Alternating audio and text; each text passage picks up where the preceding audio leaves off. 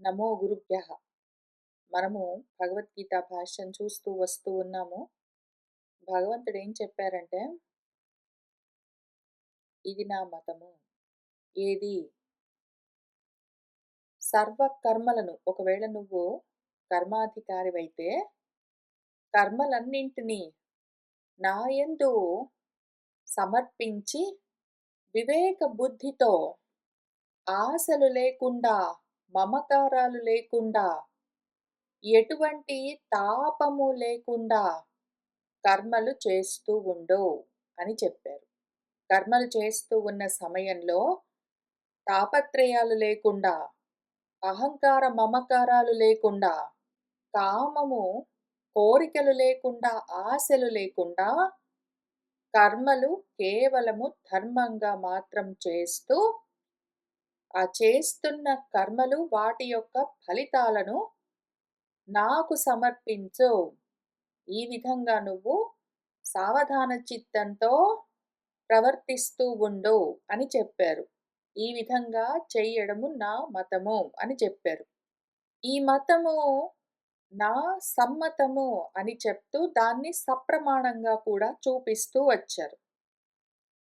దీన్ని ఎవరైతే అనుసరించి ప్రవర్తిస్తూ ఉంటారో, శ్రద్ధగా నేను చెప్పిన విధంగా నా మతాన్ని వాడికిష్టమొచ్చింది, వాడు భావించింది, వాడు ఎక్కడో విన్నది, ఎవరో చెప్పింది గాదు. నేను చెప్పిన నా మతాన్ని ఎవరైతే శ్రద్ధగా ఆచరిస్తారో, నేను చెప్తున్న దాన్ని వేరే రకంగా అర్థం చేసుకుంటూ, అందులో రకరకాల దోషాలన్నీ చూస్తూ, వాళ్ళు విపరీత వ్యాఖ్యానాలు చేసుకుంటూ చేయడం గాదు. నేను చెప్పిన దాన్ని చెప్పినట్టు అర్థం చేసుకుని శ్రద్ధగా ఆచరిస్తారో, అటువంటి వాళ్ళు చేస్తూ ఉన్న కర్మలు ఏవైనా సరే, వాటన్నింటిలో నుంచి వాళ్ళు ముక్తులవుతారు.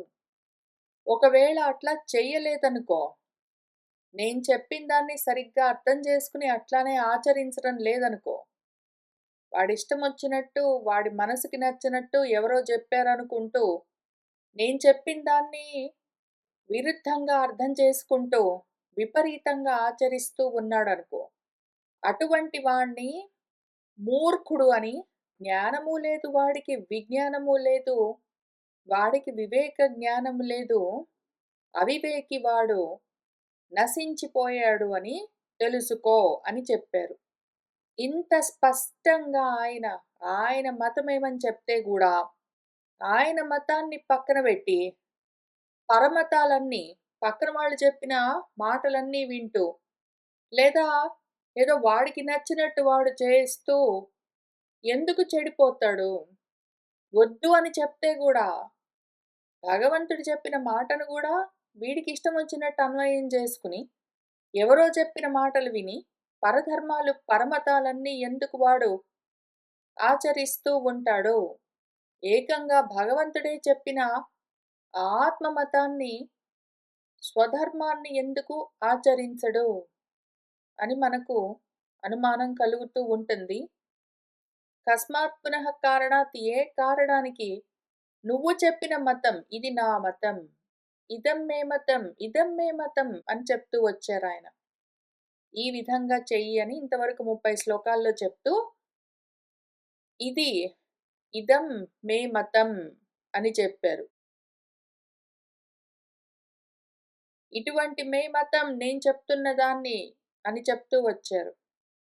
అటువంటి నీ మతాన్ని ఎందుకు అనుతిష్టంతినా, ఎందుకు పాటించరు? పరధర్మాలు, పరమతాలన్నీ ఎందుకు పాటిస్తూ ఉంటారు? స్వధర్మం, ఆత్మధర్మం నువ్వు చెప్పింది గదా ధర్మము. ఆత్మధర్మం ధర్మం. నువ్వు చెప్పినది మతం. దాన్ని ఎందుకు అనువర్తించరు? దానికి ప్రతికూలంగా, విరుద్ధంగా, విపరీతంగా, వ్యతిరేకంగా నీ శాసనాన్ని అతిక్రమించి, ఈ దోషం కలుగుతుంది, నేను చెప్పినట్టు చేస్తే కర్మల్లో నుంచి బయటపడతారు, కర్మపాశాలు తొలగిపోవడంతో వాళ్లకు జన్మనాశం కలుగుతుంది. ఒకవేళ అట్లా చెయ్యకపోతే ఇంక నశించిపోతారు. ఎప్పుడు నాశమంటే ఏమి, జన్మల్లోకే జారుతూ ఉంటారు. మళ్ళీ మళ్ళీ మరణాలతో కూడిన జన్మలు పొందుతూ ఉంటారు. మళ్ళీ మళ్ళీ మరణిస్తూనే ఉంటారు. దాని పేరు నష్టము. ఆ విధంగా మాటి మాటికి నశించిపోతూ ఉంటారు అని ఆయన ఇంత స్పష్టంగా చెప్తే కూడా, ఇటువంటి దోషము మళ్ళీ మళ్ళీ మృత్యువులతో కూడి ఉండడం అన్న దోషం కలుగుతుందని తెలిసి కూడా కథం న బిభ్యతి, ఎందుకు భయపడరు? మళ్ళీ మళ్ళీ జన్మలొస్తాయి. కోరికలతో కర్మలు చేస్తే, ఆశలతో కర్మలు చేస్తే, మమకారాలతో కర్మలు చేస్తే ఆత్మాలోచన లేదు. అధ్యాత్మ చేతస్సుతో కాదు. అనాత్మల గురించిన ఆలోచనలతో, అనాత్మలతో తగులుకుని కర్మలను కోరికలతో చేస్తూ ఎందుకుంటారు? ఎందుకు ఆ విధంగా తాపత్రయాలతో కూడి ఉంటారు? ఎందుకు నశించిపోతూ ఉంటారు? వాళ్ళకెందుకు భయం అనిపించదు? అని అడిగితే తత్ర ఆ విషయంలో ఆహా! భగవంతుడు చెప్తూ ఉన్నారు. నువ్వింత స్పష్టంగా చెప్తే గూడా వాళ్ళెందుకు ఆ విధంగా నువ్వు చెప్పిన దానికి విరుద్ధంగా కోరికలలో ప్రవర్తిస్తూ ఉంటారు అని అడిగితే ఆయనేమంటున్నారంటే, ఏం చేస్తాము అట్లా ఉంటుంది మరి వాడి స్వభావం అట్లా ఉంటుంది. సదృశం చేష్టతే స్వస్యాః ప్రకృతేః జ్ఞానవాన్ అపి ప్రకృతిం యాంతి భూతాని నిగ్రహః కిం కరిష్యతి. ఎవడైనా సరే, ఎంతటి వాడైనా సరే, ఎంతటి జ్ఞానంతో ఉన్నవాడైనా సరే, స్వస్యాః ప్రకృతేః సదృశం, వాడి ప్రకృతిని అనుసరించి దానికి తగిన విధంగా అనుగుణంగా వాడు చేష్టతే ప్రవర్తిస్తూ ఉంటాడు. ప్రతివాడు ఆత్మను అనుసరించి ప్రవర్తించడు. వాడి ప్రకృతిని అనుసరించి ప్రవర్తిస్తూ ఉంటాడు. ఈ విషయం గురించి మళ్ళీ మన వ్యాసుల వారే, ఇక్కడ భగవద్గీత శ్లోకాలను మనకిచ్చిన వ్యాసుల వారే ఈ పద్యం మనకు అర్థం కావడం కోసమే, భగవద్గీతలో ఆయన చెప్పిన ఈ శ్లోకము మనకి పూర్తిగా అర్థం అవ్వడం కోసమే ఒక కథ మొత్తము రాసిచ్చారాయన. మన భాగవతంలో అనగనగా ఒకానొక పురంజనుడని ఉన్నాడు. వాడి ప్రమదను కూడి అదిగో కర్మలు చేస్తూ, అదిగో మోహాలు పొంది శోకాలతో నశించిపోతూనే ఉన్నాడు. వాడి ప్రమద అంటే వాడి ప్రకృతి కూర్చుంటే వీడు కూర్చుంటాడు. వాడి ప్రకృతి ఏడుస్తుంటే వీడు ఏడుస్తుంటాడు. వాడి ప్రకృతి నవ్వుతుంటే వీడు నవ్వుతుంటాడు. వాడు ప్రతిదీ వాడి ప్రకృతిని అనుసరించి చేస్తూ ఆ విధంగా నశించిపోతూ ఉంటాడు అని, దీనికోసమే ఆయన ఎంతో దూరము కథగా కల్పించి సవిస్తరంగా ఎక్స్‌ప్లెయిన్ చేస్తూ వచ్చారు. అంతే విషయము, ఎంతటి జ్ఞానవంతుడైనా సరే వాడి ప్రకృతిని అనుసరించి ఏవో కర్మలు చేస్తూ ఉన్నట్టుగా, నేనే చేశానని ప్రకృతి చేస్తూ ఉన్న కర్మలు గుణాః గుణేషు వర్తంతే అని వాడికి అర్థం గాక, నేనే చేస్తూ ఉన్నాను అనుకుంటూ, అదిగో ఆ విధంగా వాటిని తగులుకుని అందులో నుంచి బయటపడలేకుండా ఉంటాడు. అందుకనే భూతాన్ని వాడు వీడని లేదు. జ్ఞానవంతులని లేదు, అజ్ఞానవంతులని లేదు. ఏ భూతమైనా సరే, ఏ ప్రాణి అయినా సరే ప్రకృతిం యాంతి, ప్రకృతినే పొందుతుంది. ప్రకృతి ఎట్లా చేస్తే అట్లా నేనే చేశాననుకుంటూ ఉంటుంది. ఇంక నిగ్రహము వద్దురా, అట్లా చెయ్యకురా, చెడిపోతావు, నశించిపోతావు, అజ్ఞానంలోనే ఉంటావు, మూర్ఖంతో ఉంటావు, తాపత్రయాలతో ఉంటావు, జ్వరాలతో ఉంటావు. ఎందుకు ఇటువంటి మోహం నీకు, మమకారం ఎందుకు, వదిలిపెట్టు అని నేను చెప్తాను. ఏం ఉపయోగమో, వద్దు, వదిలిపెట్టు, వదిలిపెట్టు అని నేను చెప్తాను. శాస్త్రాల నిండా రాసిస్తాను. కానీ ఏమి లాభము? నేను చెప్పే ఈ నిగ్రహమంతా కిం కరిష్యతి, వాణ్ణి ఎట్లా ఆపగలదు? అదేమి చేయగలదు? వాడి ప్రకృతిని బట్టి వెళ్ళిపోతూ ఉంటే, నేను ఆగమంటే మాత్రం వాడు ఆగుతాడా? వాడికి రాసిస్తాను, విధులు రాసిస్తాను, నిషేధాలు రాసిస్తాను. నేను చెప్పే నిషేధం వాడినేం చేయగలదు? వాడు మాట వినకపోతే అని అంటూ ఉన్నారు. సదృశం అనురూపం చేష్టతే చేష్టాం కరోతి. ఎవడైనా సరే, సదృశం అంటే అనురూపం, దానికి తగిన విధంగానే చేష్టలు చేస్తూ ఉంటాడు. కర్మలు చేస్తూ ఉంటాడు. తస్యాహ దేన్ననుసరించి దేనికి అనుగుణంగా స్వస్యాహ స్వకీయాయాహ ప్రకృతేః వాడి యొక్క స్వకీయమైన ప్రకృతిని అనుసరించి దానికి అనుగుణంగా వాడు కర్మలు చేస్తూ వెళ్తూ ఉంటాడు. ఇంతకి ప్రకృతి అంటే ఏమి? ప్రకృతి నామ పూర్వకృత ధర్మాధర్మాది సంస్కారః వర్తమాన జన్మాదౌ అభివ్యక్తః సా ప్రకృతిః. ప్రకృతి అంటే ఏమి? పూర్వకృతం ఇంతకు ముందు చేసిన ధర్మాలో, అధర్మాలో ఏవో ఉంటాయి. వాటి యొక్క సంస్కారాలు వాసనలుగా వసించి ఉంటాయి. అవి ఇప్పుడు వర్తమాన జన్మలో ఇప్పుడు నడుస్తూ ఉన్న జన్మలో అభివ్యక్తమవుతాయి. దాన్ని ప్రకృతి అని పిలుస్తారు. వాడింతకు ముందు చేసిన ధర్మాధర్మ కర్మలేవున్నాయో వాటి యొక్క సంస్కారాలు వాసనలుగా ఇప్పుడు ఈ జన్మలో వాడిలో వ్యక్తమవుతూ ఉంటాయి. అది వాడి ప్రకృతి.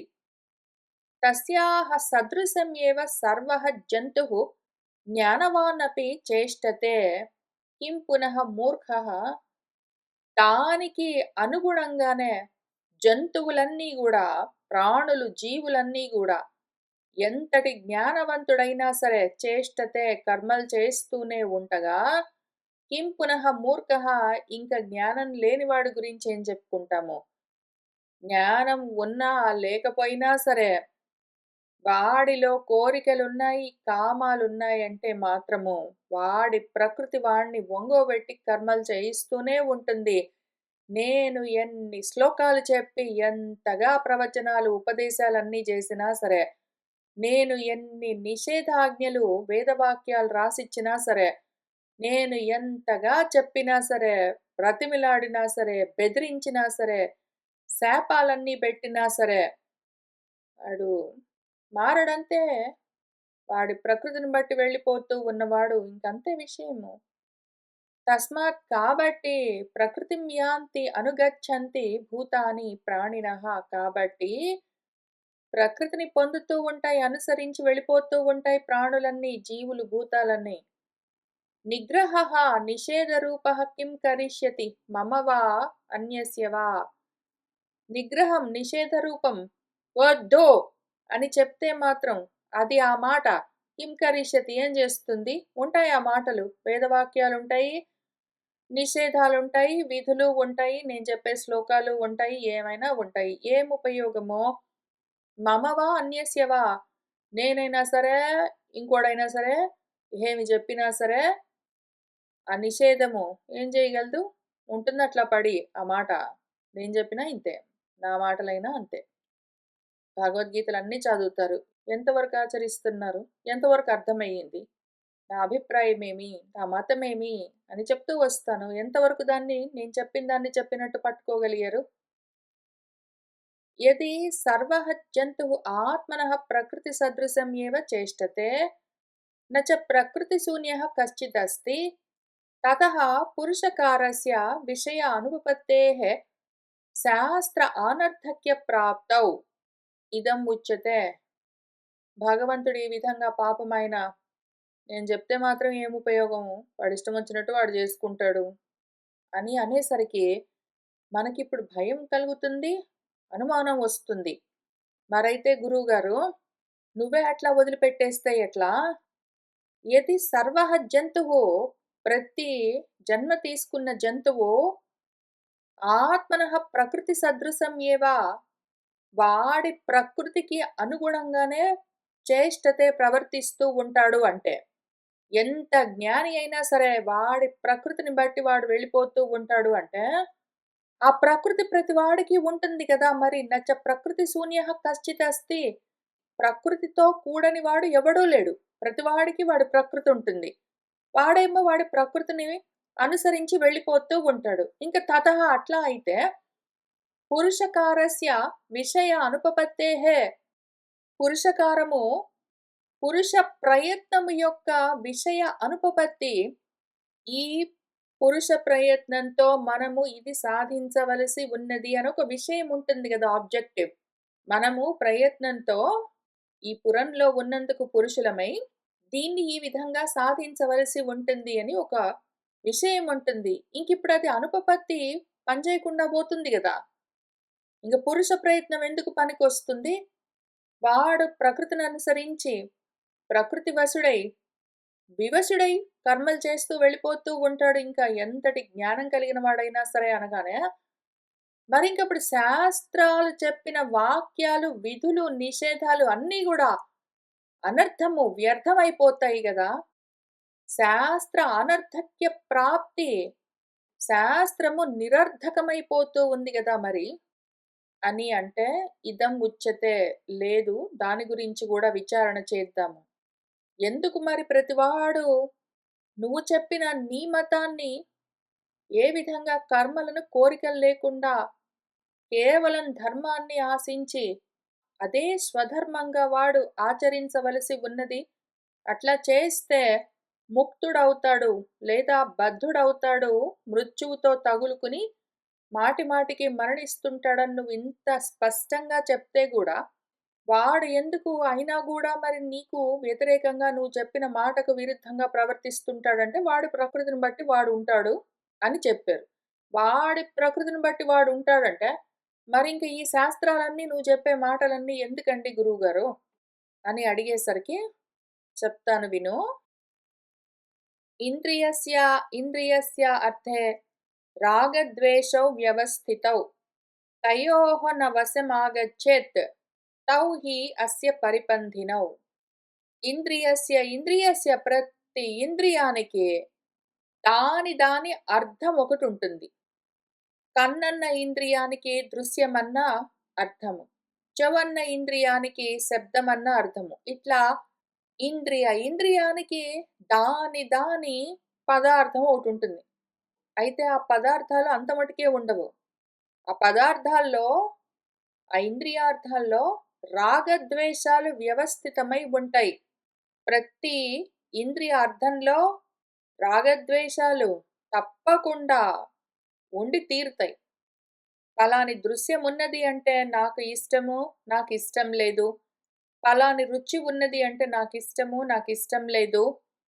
ఇష్టము రాగము, ఇష్టం లేదు ద్వేషము. పలాని స్పర్శ ఉన్నది నాకిష్టము, నాకిష్టం లేదు. పలాని వాసన నాకిష్టము, ఇష్టం లేదు. ప్రతి విషయంలో రాగమో, ద్వేషమో ఉంటూనే ఉంటాయి. మనమేం చెయ్యాలి అంటే, తయోః వశం వాటి యొక్క వశంలోకి రాగద్వేషాల వశంలోకి న అగచ్చేత్ వెళ్ళరాదు. రాగద్వేషాలకి తగులుకున్నామంటే, ఆ ఇంద్రియాల యొక్క పదార్థాలేవున్నాయో వాటి సంబంధంగా రాగద్వేషాల్లో బద్ధులమై, రాగం కాబట్టి కావాలి అనుకుంటూ కర్మ చేస్తూ, ద్వేషం కాబట్టి వద్దు అనుకుంటూ వదిలించుకోవడానికి కర్మలు చేస్తూ, ఏ విధంగానైనా సరే ఆ కర్మలకు బద్ధులమై ఉంటాము. ఈ రాగద్వేషాలు ఎక్కడి నుంచొచ్చాయంటే మళ్ళీ ప్రకృతి వల్ల. ప్రకృతిలో నుంచి బయటపడాలి అంటే రాగద్వేషాలని నిగ్రహించవలసి ఉంటుంది.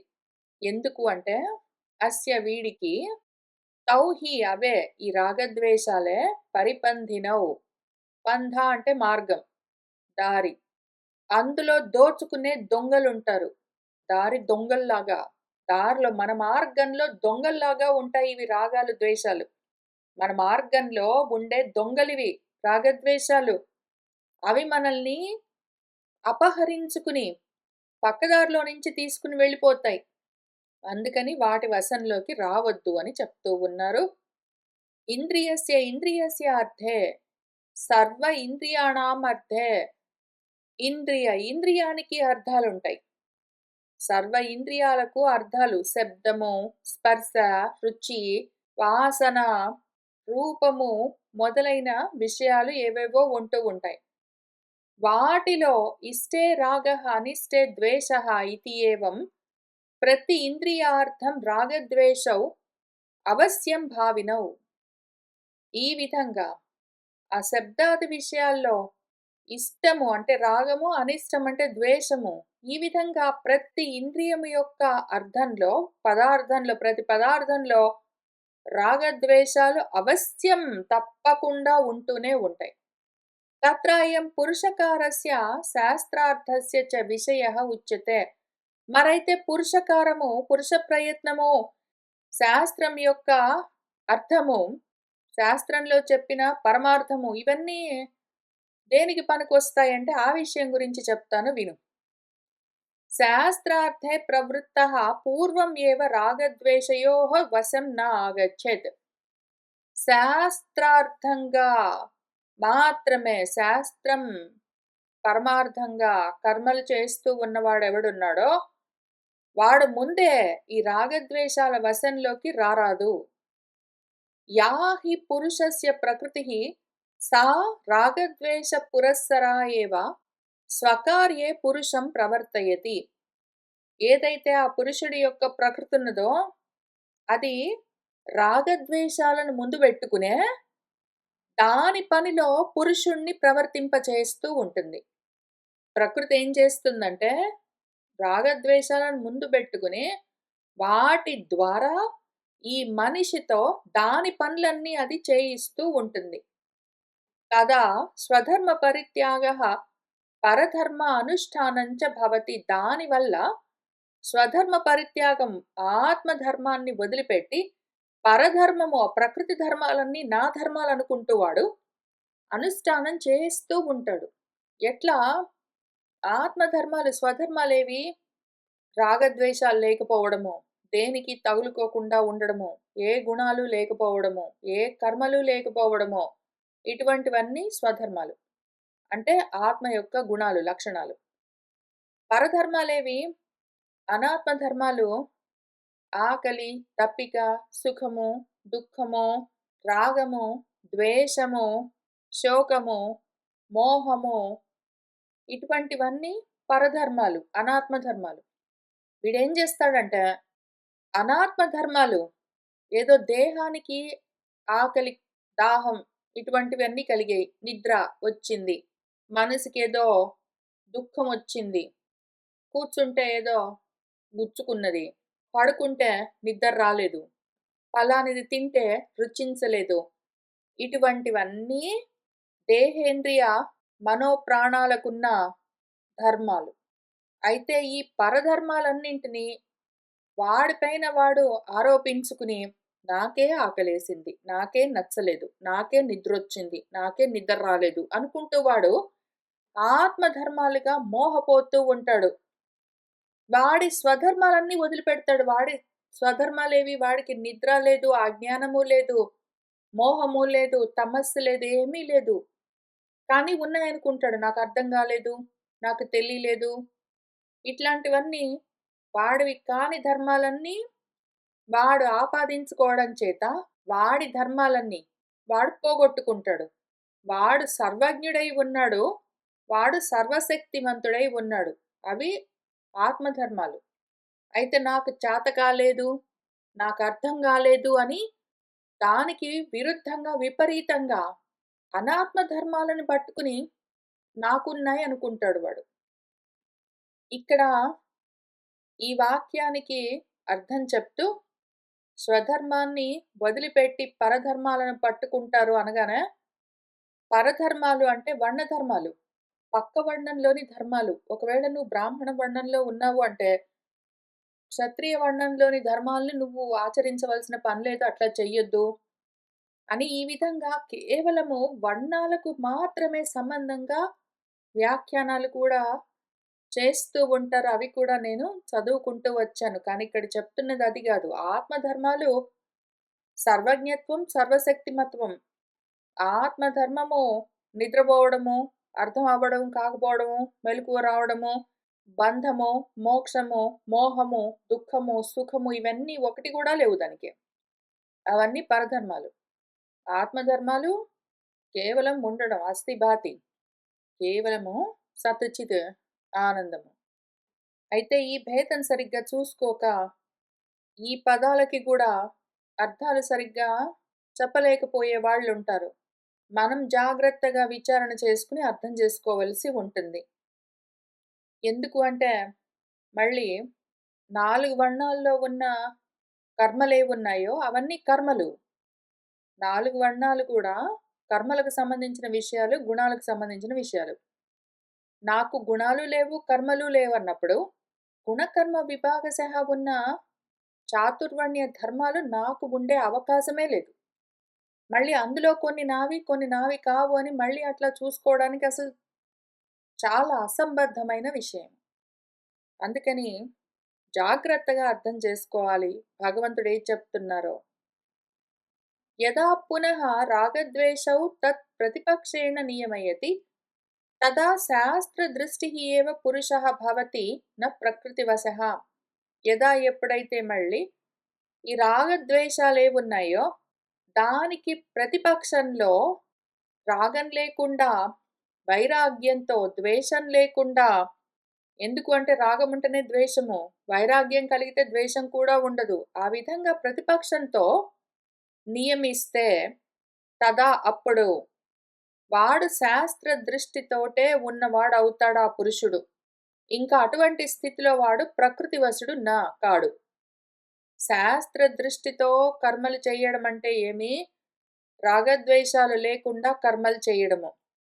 శాస్త్రార్థానికి కర్మలు చేస్తున్నాను, శాస్త్రార్థం చేస్తున్నాను, శాస్త్ర దృష్టితో చేస్తున్నాను అని అక్కడక్కడ అంటూ ఉంటే మనం వింటూ ఉంటాము. శాస్త్రార్థం చేస్తున్నాము అంటే ఏదో కర్మల్ని అర్థం తెలియకుండా చేయడం కాదు. శాస్త్రార్థం కర్మలు చేయడం అంటే రాగద్వేషాలు లేకుండా కర్మలు చేయడము అని అర్థం. ఆ విధంగా ఎప్పుడైతే చేస్తాడో, ఎందుకంటే శాస్త్రం చెప్పేది అదే. శాస్త్ర దృష్టితో కర్మలు చేయడం అంటే రాగద్వేషాలు వదిలిపెట్టి కర్మలు చెయ్యి అని చెప్తుంది శాస్త్రం ఎప్పుడైనా సరే. నువ్వు 3 ఒత్తులు వెలిగించు దీపానికి, 1 ఒత్తి వెలిగించు, లేకపోతే నూనె పోయి, లేకపోతే నెయ్యి పోయి, లేకపోతే నీళ్లు పోయి, లేకపోతే ఇటు సైడ్ తిరిగి కూర్చో, అటు సైడ్ తిరిగి కూర్చో, ఇటు సైడ్ పడుకోకు, అటు సైడ్ పడుకో, లేదా వంగి నమస్కారం చెయ్యి, పడుకొని నమస్కారం చెయ్యి. ఈ రకంగా ఇవన్నీ రకరకాలుగా చెప్పడం అంతా శాస్త్రం ఉద్దేశం కాదు. శాస్త్ర దృష్టి ఎప్పుడూ రాగద్వేషాలు లేకుండా కర్మలు చేయడం గురించే ఉంటుంది. ఆ విధంగా ఎప్పుడైతే చేస్తాడో వాడప్పుడు శాస్త్ర దృష్టితో కర్మలు చేసిన వాడు అవుతాడు. శాస్త్రార్థం కర్మలు చేసిన వాడు అవుతాడు. ఆ విధంగా ఒకవేళ చేశాడు అంటే వాడు ప్రకృతి వశుడు కాడింకా. దాంతో ఆత్మస్థితిలో ఉంటాడు, స్వవశంలో ఉంటాడు. పరవశంలో, ప్రకృతి వశంలో, వివశంలో, అవశంలో కాకుండా స్వవశంలో ఉంటాడు అప్పుడు వాడు. తస్మాత్ అందుకని తయోహో రాగద్వేషయోహో వశం న ఆగచ్చేత్. ఈ రాగద్వేషాలు ఏవున్నాయో ఆ రెండింటి వశంలోకి రారాదు. యతః తౌ హి అస్య పురుషస్య పరిపంధినౌ శ్రేయో మార్గస్య విఘ్నకర్తారౌ తస్కరౌ ఇవ పథి ఇతి అర్థః. యతః ఎందుకు వాటి వశంలోకి వెళ్ళరాదు అంటే తౌ హి ఆ రెండే అస్య ఈ పురుషుడికి పరిపంధులు శ్రేయో మార్గం నుంచి విఘ్నం కలిగిస్తాయి, శ్రేయో మార్గం నుంచి తప్పించే దొంగలివి. తస్కరౌ ఇవ పథి మన మార్గంలో దొంగల్లాగా ఉండి మన మార్గాన్ని తప్పించేస్తాయి, కిడ్నాప్ చేస్తాయి. అందుకని చాలా జాగ్రత్తగా ఉండాలి. ఇది అర్థః అని అర్థం చెప్తున్నారు. తత్ర రాగద్వేష ప్రయుక్తః మన్యతే శాస్త్రార్థమపి అన్యథా పరధర్మోపి ధర్మత్వాత్ అనుష్ఠేయః ఏవ ఇతి తత్ అసత్. ఇంకా అక్కడ ఈ విషయంలో రాగద్వేష ప్రయుక్తః రాగము ద్వేషము వాణ్ణి ఆ విధంగా నియోగిస్తూ ఉంటే ఆ విధంగా నియోగించబడ్డవాడు ఏ విధంగా మన్యతే అనుకుంటాడు అంటే రాగద్వేషాలు వాళ్ళు ప్రవర్తిస్తున్నాయి అంటే వాటికి వశుడై వాడు ఎట్లా ఆలోచిస్తూ ఉంటాడు అంటే శాస్త్రార్థమపి అన్యథా. శాస్త్రం చెప్పిన పరమార్థం ఏదున్నదో, శాస్త్రం చెప్తూ ఉన్న దాని అర్థము అన్యథా వేరే విధంగా అర్థం చేసుకుంటాడు. అయథావత్తుగా వ్యతిరేకంగా విరుద్ధంగా అర్థం చేసుకుంటూ ఉంటాడు శాస్త్రం చెప్పిన విషయాన్ని. పరధర్మోపి పరధర్మాలేమో ధర్మత్వాత్ అనుష్ఠేయః ఏవ. పరధర్మాలన్నీ ధర్మం అని ఆ విధంగానే అనుష్ఠానం చేయవలసింది అని అనుకుంటూ ఉంటాడు. ఈ విధంగా అనుకోవడం అంతా తత్ అసత్. ఈ విషయం గురించి మనకు అర్థమయ్యే విధంగా చెప్పడం కోసమే మళ్ళీ మన వ్యాసుల వారే భాగవతంలో పృథువు యొక్క కథ చెప్తూ ఉన్న సమయంలో, అదిగో పృథువున్నాడు కర్మలు చేస్తూ ఉన్నాడు. యజ్ఞాలు అని రాశారు. యజ్ఞాలంటే కర్మలు. చేస్తూ ఉంటే ఇంద్రుడొచ్చి మాటిమాటికి అశ్వాన్ని దొంగిలించుకుని పోయాడు. అశ్వం అంటే ఏమి ఇక్కడ? గుర్రం. ఇంద్రియాలు. ఆ యాగాశ్వాన్ని అంటే యజ్ఞం చేయడానికి ఏవైతే అశ్వం కావాలో, కర్మలు చేయడానికి కావాల్సిన ఇంద్రియాల్ని, మనస్సు అన్న ఇంద్రియము దొంగిలించుకుని పోతూ ఉంటే మాటిమాటికి వెళ్లి తీసుకుని వద్దామంటే, అదిగో రకరకాల మారువేషాలతో ఇంద్రుడు మాయమైపోతూ ఉంటాడు. అవన్నీ రకరకాల పాఖండ రూపాలు అని చూపిస్తూ వచ్చారు. పాఖండమన్నా, పాషండమన్నా, పాతిరక్షతీతి అని కాపాడే ధర్మం ఏదున్నదో స్వధర్మం, దాన్ని ఖండించే ఏ రూపంగా కనిపిస్తున్న అధర్మం ఉన్నదో అని దానికి అర్థం. మనల్ని రక్షించే శాస్త్రం ఏదున్నదో, శాస్త్రంలోని వాక్యాలేమున్నాయో, ఆ శాస్త్ర వాక్యాలన్నీ కూడా అనర్థంగా అంటే వేరే అర్థాలతో రకరకాల అయథావత్ రూపాలతో కనిపించడమే, అధర్మాలన్నీ ధర్మంగా కనిపిస్తూ ఉండడమే అనర్థము అని ఆయన చాలా విచారణ చేస్తూ, అటువంటి అనర్థాల్లో నుంచి మనం ఎట్లా బయటపడాలి ఏమి అని మార్గం చూపిస్తూ వచ్చారు వ్యాసుల వారు భాగవతంలో. అట్లా ఎందుకు అనిపిస్తుంది పాఖండ మతాలన్నీ భగవంతుడు చెప్పిన మతం కాకుండా పక్కన మతాలన్నీ బాగున్నాయని ఎందుకు అనిపిస్తాయి అంటే, రాగద్వేషాలతో కూడి ఉన్నాడు కాబట్టి వీడు, ఆ రాగద్వేషాలు వాడిని అట్లా నియమిస్తూ ఉంటే వాడి బుద్ధికి ఇట్లా తోస్తూ ఉంటుంది. శాస్త్రం చెప్పిన అర్థాలన్నీ అనర్థాలుగా, పరధర్మాలన్నీ తన ధర్మాలుగా, అనుష్ఠించవలసిన విషయాలుగా అనిపిస్తూ ఉంటాయి. అయితే అవన్నీ అసత్. అవన్నీ అసత్, నిజం కాదు. సత్యమేమో చూద్దాము. శ్రేయాన్ స్వధర్మః విగుణః పరధర్మాత్ స్వనుష్ఠితాత్ స్వధర్మే నిధనం శ్రేయః పరధర్మః భయావహః. స్వధర్మం, ఆత్మధర్మమేమి? రాగద్వేషాలు, కామక్రోధాలు లేకుండా ఉండడము, కర్మలు లేకుండా ఉండడము, శాంతిగా ఉండడము మొదలైనవన్నీ. అటువంటివి పాటిస్తూ ఉన్న సమయంలో అవి కొంచెం విగుణంగా ఉన్నా కూడా, అందులో గుణాలు పూర్తిగా సంపూర్ణంగా నిండి లేదు. కంప్లీట్‌గా ఆత్మధర్మాన్ని అదే విధంగా అసలు ఏమాత్రం కర్మలు లేకుండా, అసలు ఏమాత్రం అశాంతి లేకుండా, ఏమాత్రం తాపత్రయాలు లేకుండా ఉండడం కష్టమే. ఒక్కొక్కసారి ఏవో కర్మల్లో ప్రవర్తిస్తూ ఉన్నా గూడా, ఒక్కొక్కసారి అశాంతులతో ఉన్నా గూడా కొంచెం కొంచెంగా ఆ విధంగా అందులో కొంచెం మనం అనుష్ఠానం చేస్తూ ఉన్న ఆత్మధర్మంలో కొంచెం దోషాలున్నా గూడా శ్రేయాన్ అదే మనకు శ్రేయస్కరము. పరధర్మాలు, అనాత్మ ధర్మాలు, దేహేంద్రియ, మనోబుద్ధి, అహంకారాల యొక్క ధర్మాలన్నీ ఎంత గొప్పగా అనుష్ఠానం చేసినా గూడా అవి తక్కువ రకమే. నాకు ఆకలేసింది, నాకు నిద్రొచ్చింది, నాకు మనసు బాలేదు, నాకు సుఖంగా ఉన్నది, నాకు శోకం కలుగుతూ ఉన్నది, నేను గొప్పగా ఏవో ప్రపంచంలో సాధించాలి, నేనింకా సాధించవలసి ఉన్నది, అదిగో పక్కన వాడు నన్ను బాధ పెడుతున్నాడు అని ఈ రకంగా ప్రాపంచికమైనవన్నీ ఏవేవి ఉన్నాయో ధర్మాలు, జగత్తులోని ధర్మాలన్నీ గూడా పరధర్మాలే. అవి నువ్వు ఎంత గొప్పగా అనుష్ఠానం చేసినా గూడా అవన్నీ అసత్ ధర్మాలు కాబట్టి అధర్మాలు. కేవలం నీ ఆత్మధర్మం మాత్రమే నీ స్వధర్మం కాబట్టి అదొక్కటే ధర్మం. అదొక్కటే నిన్ను కాపాడుతుంది. అదొక్కటే శ్రేయస్కరము. నా భార్య, నా భర్త, నా బిడ్డలు, నా ఇల్లు, నా ఉద్యోగము అనుకుంటూ నువ్వు ఎన్ని ధర్మాలు నెరవేర్చినా కూడా అవన్నీ అసత్ కాబట్టి, అసత్ ధర్మాలను నువ్వు ఎంత గొప్పగా నెరవేర్చినా కూడా అవి అధర్మాలే. నీ ఆత్మధర్మమేమి?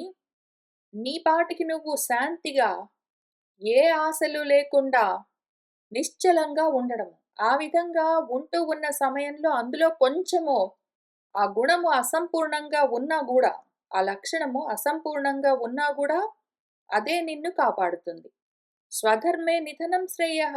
నీ ధర్మాన్ని ఈ విధంగా ఆచరిస్తూ ఉన్న సమయంలో నువ్వొకవేళ నశించిపోయినా కూడా అది శ్రేయస్కరము. ఆత్మధర్మమేమి? ఏ కోరిక లేకుండా ఉండడము, కర్మలతో తగులుకోకుండా ఉండడము, శాంతిగా ఉండడము, అపరిగ్రహంతో ఉండడము, సత్యంతో ఉండడము, అక్రోధంతో ఉండడము, దయ కలిగి ఉండడము, జ్ఞానంతో ఉండడము ఇటువంటివన్నీ. వీటిని ఆచరిస్తూ ఉన్న సమయంలో ఒకవేళ ఎప్పుడైనా సరే జన్మ తీసుకున్నవాడు నిధనమైపోయినా సరే, వాడు మరణించినా సరే, వాడికది శ్రేయస్కరమే. ఎందుకు? వాడు ఆచరించిన ఆ స్వధర్మం వాడిలో వసించి వాడితో పాటొస్తుంది. ఆ తర్వాత మళ్ళీ జన్మలో వాడు అక్కడి నుంచి మొదలుపెట్టి ముందుకు వెళ్తాడు ఆత్మ మార్గంలో. ఏదో ఒక సమయంలో వాడి స్థితిని వాడు చేరుతాడు. అదే ఒకవేళ వాడు పరధర్మంలోనే ఉన్నాడు. భార్య, భర్త, బిడ్డలు, ఇల్లు, ఉద్యోగము, ధనము అనుకుంటూ ప్రాపంచికమైన ధర్మాలన్నీ వాడు ఆచరిస్తూ పోయాడు అంటే, ఆ దేహం ఎప్పుడో ఒకప్పుడు పడిపోతుంది, వాడు మరణించాడు అంటే, ఆత్మధర్మం లేదు గాబట్టి, వాడు అనాత్మ మార్గంలో ఉన్నాడు గాబట్టి, మళ్ళీ జన్మ తీసుకుంటాడు. మళ్ళీ భయము అంటే మృత్యువు తప్పకుండా ఆవహిస్తుంది. మళ్ళీ జన్మ ఎత్తుతాడు. వాడికి ఈలోగా ఆత్మ గురించిన అభ్యాసం లేదు గాబట్టి, ఆత్మజ్ఞానం కోసం వాడికి ఏమాత్రం సాధన లేదు గాబట్టి, మళ్ళీ జన్మలో గూడా మళ్ళీ పరధర్మాలే పట్టుకుంటాడు. భార్య ధర్మం, భర్త ధర్మం, పుత్రధర్మం, మిత్రధర్మం అనుకుంటూ, మళ్ళీ అదే విధంగా మరణిస్తాడు. భయాన్నే పొందుతాడు. మళ్ళీ జన్మ తీసుకుంటాడు. మళ్ళీ పరధర్మాలు పట్టుకుంటాడు. కాబట్టి పరధర్మాలు భయాన్ని కలిగిస్తాయి. ఆత్మధర్మం మాత్రమే వాడికి శ్రేయస్కరము. ఆత్మధర్మాన్ని ఆచరిస్తూ ఆ దేహము ఆ జన్మలో పడిపోయినా పర్వాలేదు. మళ్ళీ నెక్స్ట్ జన్మలో నుంచి మళ్ళీ వాడు ముందుకు వెళ్తాడు. ఆ విధంగా వాడి స్థితిని వాడు తప్పకుండా చేరుతాడు.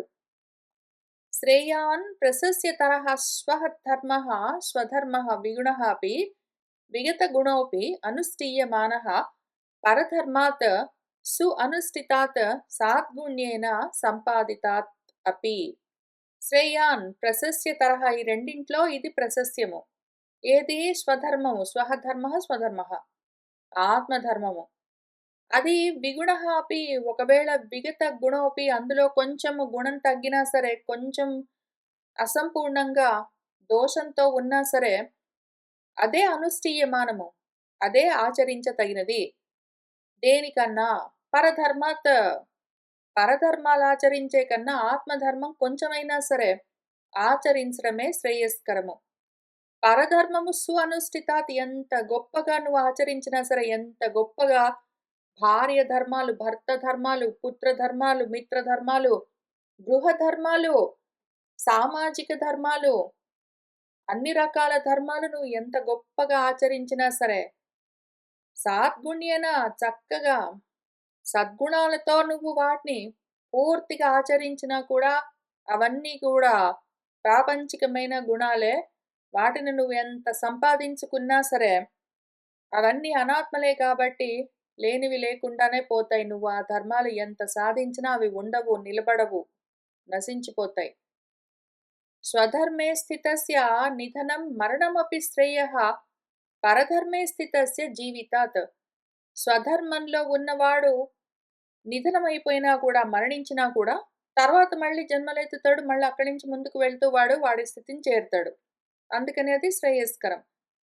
పరధర్మే స్థితస్య పరధర్మంలో, అనాత్మ ధర్మాల్లో ఒకవేళ వాడు ఉన్నాడు అంటే, ఆ విధంగా జీవించినా కూడా మళ్ళీ మరణం వస్తుంది. మళ్ళీ మరణం వస్తే మళ్ళీ జీవితం వస్తుంది. మళ్ళీ జన్మొస్తే మళ్ళీ మరణం వస్తుంది. కాబట్టి మంచిది గాదు. కస్మాత్ ఎందుకు? పరధర్మః భయావహః నరకాది లక్షణం భయం ఆవహతి ఇతి యతః. పరధర్మాల వల్ల భయమే కలుగుతూ ఉంటుంది. నరకాది లోకాలన్నీ వస్తాయి. నరకం అంటే మళ్ళీ మళ్ళీ మళ్ళీ మళ్ళీ నరజన్మ. మళ్ళీ మళ్ళీ జన్మలు కలుగుతూనే ఉంటాయి. ఆ విధంగా భయం ఆవహిస్తూ ఉంటుంది. మృత్యువు కలుగుతూ ఉంటుంది. యతః ఏదైతే దీనివల్ల ఇంత అనర్థం ఉంటుంది కాబట్టి, పరధర్మాలన్నింటినీ పెట్టుకుని ఎంత గొప్పగా ఆచరించినా కూడా అవన్నీ అధర్మాలే, అనాత్మ ధర్మాలే కాబట్టి నేను నా స్వధర్మంలోనే నిలబడి ఉంటాను అని నిర్ణయించుకోవలసి ఉంటుంది అని చెప్తూ ఉన్నారు. యద్యపి అనర్థమూలం జాయతో విషయాన్ పుంసః ఇతి రాగద్వేషౌ హి అస్య పరిపంథినౌ ఇతి చ ఉక్తం. విక్షిప్తం అనవధారితం చ తత్ ఉక్తం.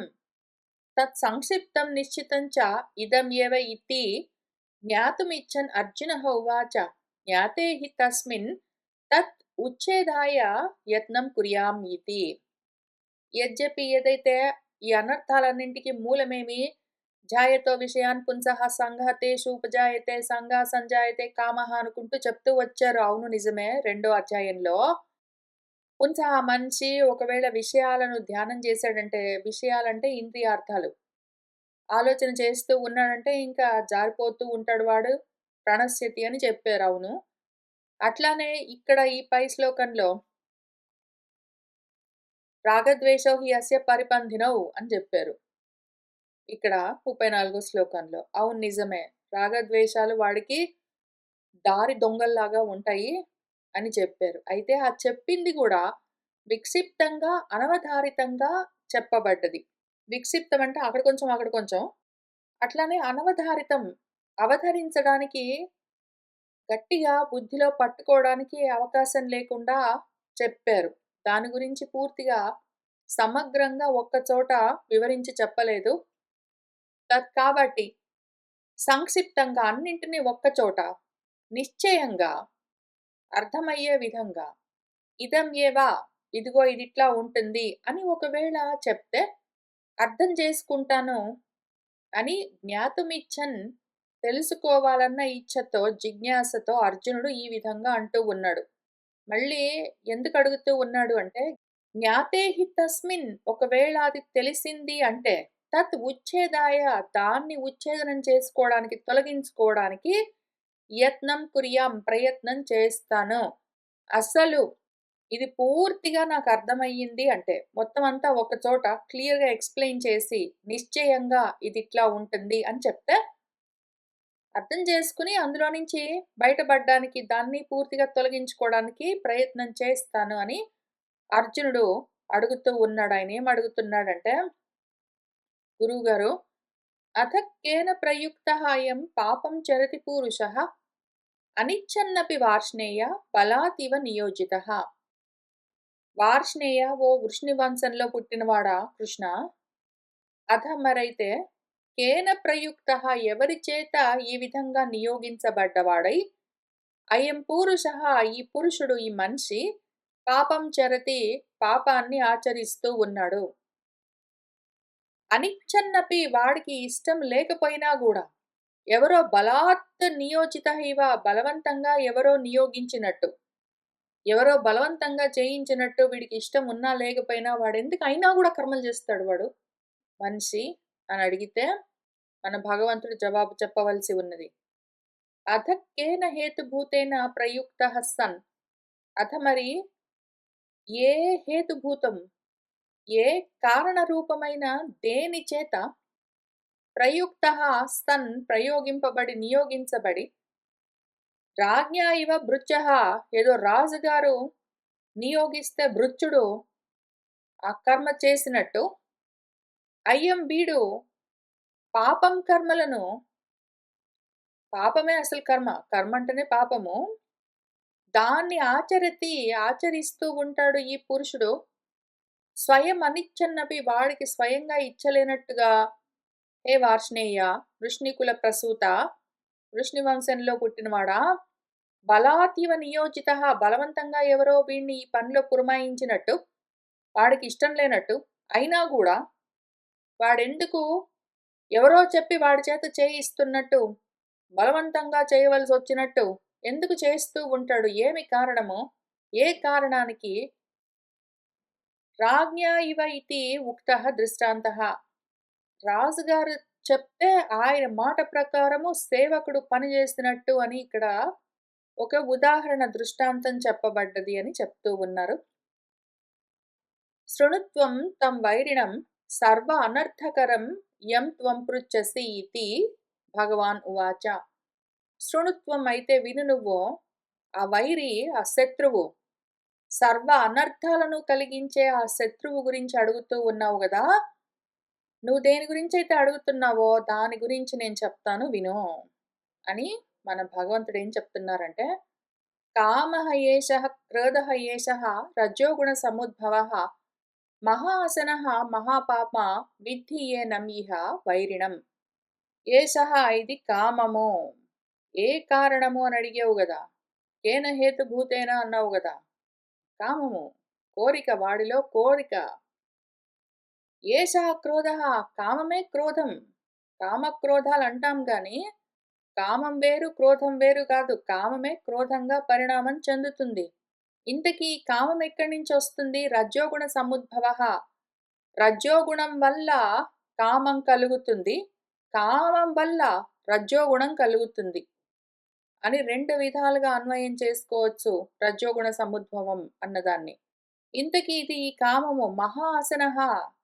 ఎన్ని కోరికలు తీరినా ఇంకా కోరికలు కలుగుతూనే ఉంటాయి. దాని ఆకలికి అంతముండదు. మహాపాప్మా, ఇది మహాపాపిష్టిది. ఏనం దీన్ని ఇహ, ఇక్కడ ఈ మార్గంలో వైరిణం విద్ధి, శత్రువు అని తెలుసుకోవాలి. కామః ఏషః సర్వలోక శత్రుః, యత్ నిమిత్త సర్వానర్థ ప్రాప్తి ప్రాణినాం. ఏషః కామః, ఇది ఇంతకి ఏ కారణము అంటే అది కామము, కోరిక. సర్వలోక శత్రువు ఇది. లోకాలన్నింటికీ ఏకైక శత్రువు కోరిక. అసలు లోకాలు ఉన్నాయంటే కారణమే కామము. యత్ నిమిత్త సర్వానర్థ ప్రాప్తి ప్రాణినాం. ఏ నిమిత్తంగా, ఏ కామం నిమిత్తంగానే ప్రాణులకు సర్వ అనర్థాలు ప్రాప్తిస్తూ ఉంటాయి. సహ ఏషః కామః ప్రతిహతః కేనచిత్ క్రోధత్వేన పరిణమతే. ఏ ఈ కామమున్నదో అది కేనచిత్ దేని వల్లనైనా సరే అడ్డుకోబడితే ఇంకా వెంటనే ఆ కామము క్రోధత్వంగా పరిణామం చెందుతుంది. వాడిలో ఏదో ఒక కోరిక ఉన్నది. దానికి ఏదైనా అడ్డుపడింది అని వాడికి అనిపించిందంటే వెంటనే అదే కోరిక కోపంగా మారిపోతుంది. అథ క్రోధః అపి ఏషః ఏవ. ఆ క్రోధం కూడా ఈ కామమే. ఇంకో రూపంగా ఉంటుందంతే. రజోగుణ సముద్భవః. రజోగుణాత్ సముద్భవః యస్య సః కామః రజోగుణ సముద్భవః. రజోగుణం వల్ల ఉద్భవించే ఏ కామమున్నదో అది రజోగుణ సముద్భవం. లేదా రజోగుణస్య వా సముద్భవః. రజోగుణం యొక్క ఉద్భవ కారణం కూడా కామము.